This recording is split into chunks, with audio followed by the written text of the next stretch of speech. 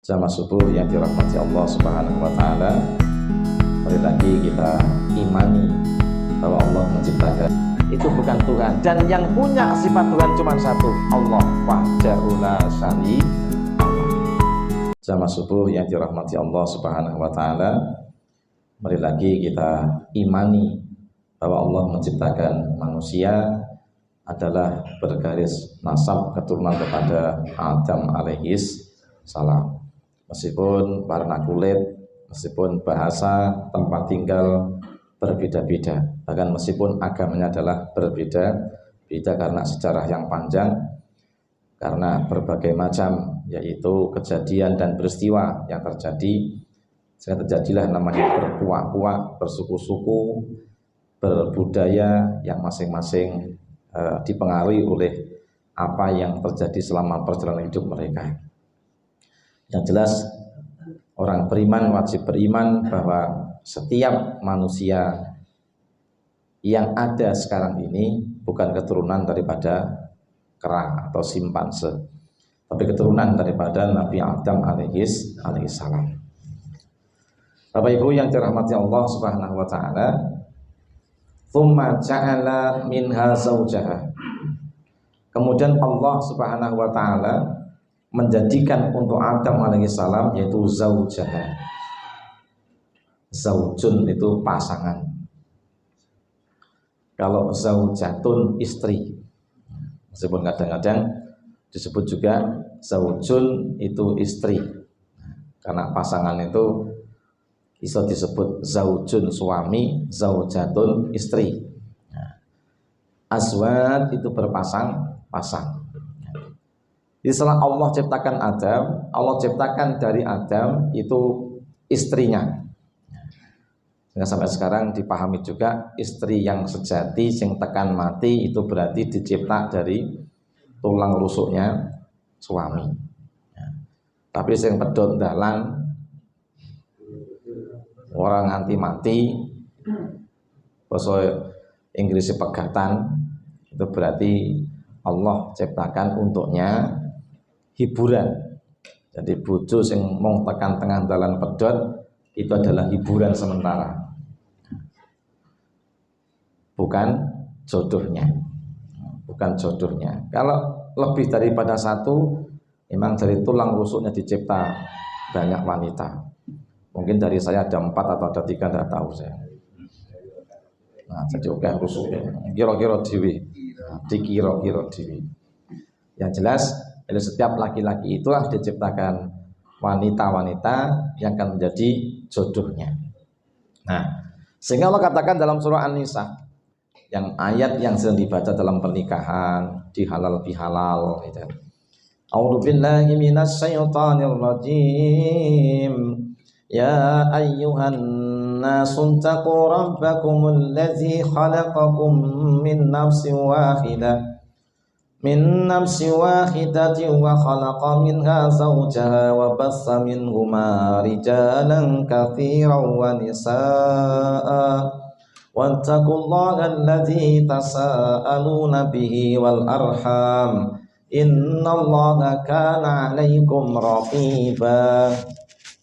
Ya ayuhan nas, hai manusia, ittaqu rabbakum, bertakwalah kalian kepada Tuhan kalian, allazi khalaqakum, yang telah menciptakan kalian, min nafsin wahidah, dari diri yang satu, Adam, wa khalaqa minha zawjaha, dan Allah menciptakan daripada Adam itu istrinya, wa bassa minhuma, dan dari keduanya Allah memperkembangbiakkan rijalan, yaitu laki-laki, wa katsiran, yang banyak, kan, wa nisaan, dan wanita-wanita yang banyak. Jadi dari sulbi Adam, kemudian Hawa, Allah ciptakan daripada keduanya itu makhluk laki-laki dan wanita yang banyak. Sehingga sejak itu maka diciptakanlah manusia itu melalui proses pernikahan.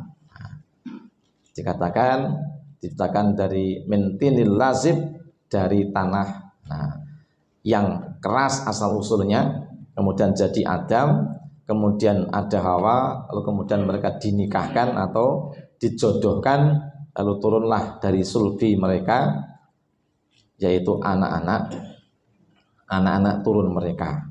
Nah, setelah itu maka dilahirkanlah anak secara turun temurun sampai yaumul qiyamah, bahkan sampai nanti ke belakang pun tidak akan ada perempuan yang melahirkan anak tanpa ada seorang suami.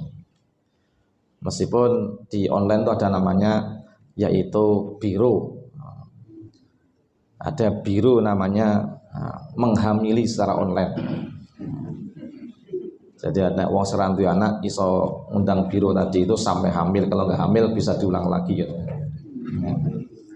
Ini zaman edan, bukan bayi tabung. Laki-laki yang menawarkan diri jadi penghamil, pejantan. Zaman saya ini bisa nang agama, nang menungso celat agama pirang-pirang. Inilah Bapak Ibu yang berbahagia. Jadi agama menjelaskan pada kita bahwa Allah setelah menciptakan Adam dan Hawa, maka turunlah banyak laki-laki dan wanita dari sulbi Adam dan dari rahimnya Hawa. Nah, Allah juga mengatakan wa anzalnakum minal an'ami tsamaniyata azwaj. Allah Tuhan kita memberi kabar, memberi penjelasan pada kita semuanya. Dan Allah lah yang menurunkan untukmu binatang-binatang ternak yang mereka berpasang-pasangan. Tsamaniyata azwaj, yaitu 8 pasang. Masih katakan di luar 8 ini bukan disebut binatang ternak. Sehingga ada yang mengatakan nek korban tanggal 10, 11, 12 Dzulhijjah itu bukan dari tsamaniyata azwaj, maka tidak sah. Contoh pitik ora sah. Meong. Wow gitu. Itu Pak Kantar Wirento. Nah, apa itu? Diciptakan bagi kalian binatang ternak 8 ekor yang berpasang-pasangan, seperti di dalam surah Al-An'am dikatakan, apa itu? Minad dha'nisnain, yaitu sepasang domba. Sehingga ternak itu diantaranya sebutkan, yaitu domba. Jadi korban domba sah, dan asal muasalnya korban itu dari domba. Kemudian wa minal ma'zisnain, kambing, dari kambing sepasang. Jadi ma'zun ini artinya wedus. Monggo jenenge anak Ma'zu.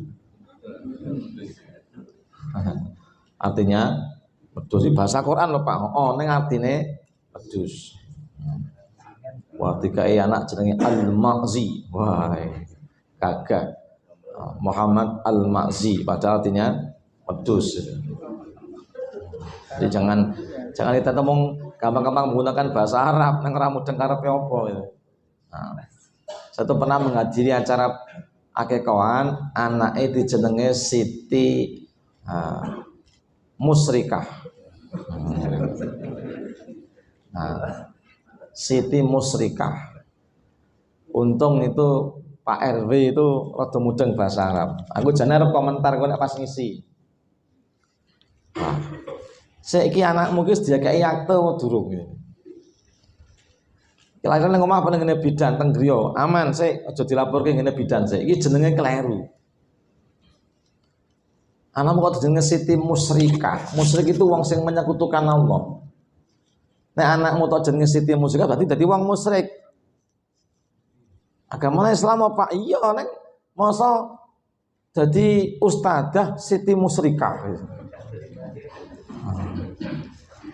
Engko aja kaya neng Sukabumi wingi, apa wong wedok bojone loro diusir ke kampung. Obong iki kelambine.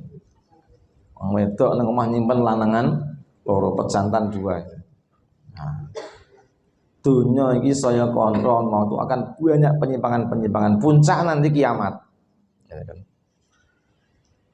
Nek aku bojoku loro kan jelas. Eneng keterangane. ana ayate, ana dasar hukume. Senajan setuju gak setuju itu urusanmu dhewe. Neng ngono tuntunane dan sah, meyakinkan, hakul yakin. Urusan muamalah, urusan kemasyarakatan dalam Islam itu ada aturannya, gitu kan? Laki-laki itu boleh menikah 1, 2, 3, 4. Gitu. Nek wong wadon bojone harus 1. Nek wis pegatan boleh habis masa iddah menikah lagi. Atau ditinggal mati sudah masa iddah habis 4 bulan 10 hari, monggo nikah lagi monggo. Nek anak rondo anyar aja dilamar dhisik nek urung 4 bulan 10 hari. Jadi Mas Heru aja ngesam-ngesam semis wae. Ben masa iddah entek sik gitu. Ketok. Ono sasi wis di SMS iki wae. Kejaba nek takon, "Yem, nek masa iddahmu entek aku dikabari ya." Entuk. Mung ngono kuwi tok takone. Kuwi tok ora entuk liya-liyane. Ngode. Apa? Mana gitu. Itu namanya sah. Kalau urung tek masa iddah kok kemudian lamaran, itu enggak boleh. Kenapa? Waladina yatawaffawna minkum, nah, yatarabbasuna bi anfusihim arba'ati asyuri wa asra. Wong sing meninggal dunia di antara kalian itu mereka harus menahan diri, harus beriddah selama 4 bulan 10 hari. Aturannya begitu itu. Beda. Nah, ini beda pendapat ulama. Nek sing mati mau duwe bojo, bojone meteng 9 sasi.